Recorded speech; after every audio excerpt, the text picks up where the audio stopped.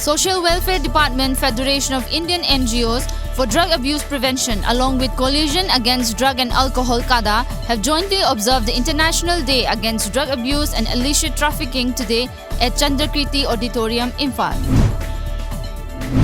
A combined team of Moray Commando and 43 Assam Rifles seized WY tablets worth rupees 3 crores at New Champhai of Technopole district and arrested the drug peddler identified as T.S. Khaigunlen Haukib of Chikhim village, Moray last evening, a report said today.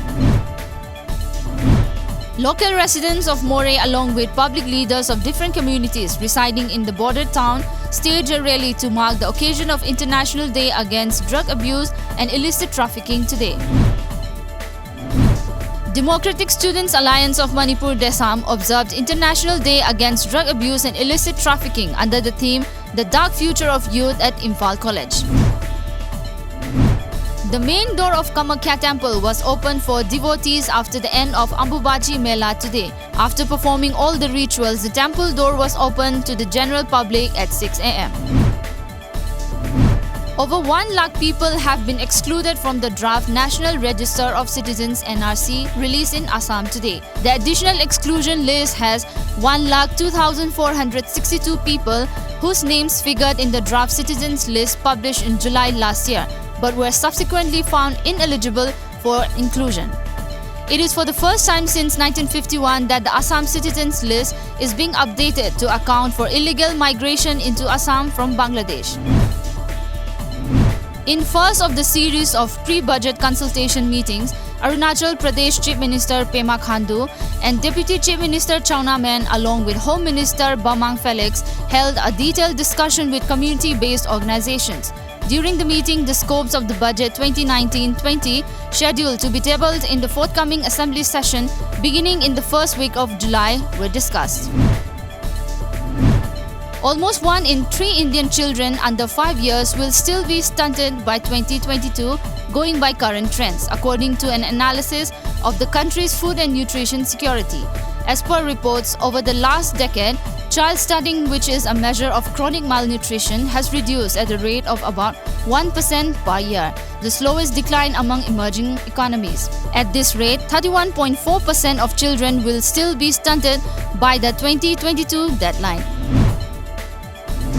In the past 48 hours, only 5 acute encephalopathy syndrome-related cases have been admitted to Sri Krishna Medical College and Hospital in Muzaffarpur district of Bihar, according to data released by the Union Health Ministry yesterday. Health Minister Harshvardhan said the strategic interventions made by the Health Ministry started paying off as the rate of mortality had come down significantly. US Secretary of State Mike Pompeo met Prime Minister Narendra Modi in New Delhi this morning.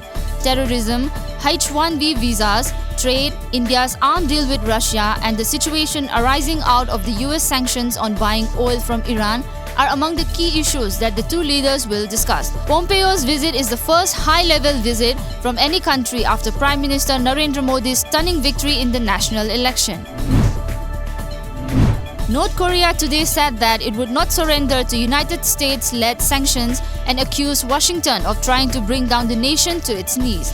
Today's statement is yet another reminder that North Korea keeps mistrust of the US, though its leader Kim Jong-un and the President Donald Trump recently exchanged letters. Protesters in Hong Kong opposed to contentious extradition legislation are calling on leaders of the US, the European Union and others to raise the issue with Chinese President Xi Jinping at this week's G20 summit in Japan. Groups of protesters gathered outside the US and EU consulates today morning to deliver petitions stating their requests.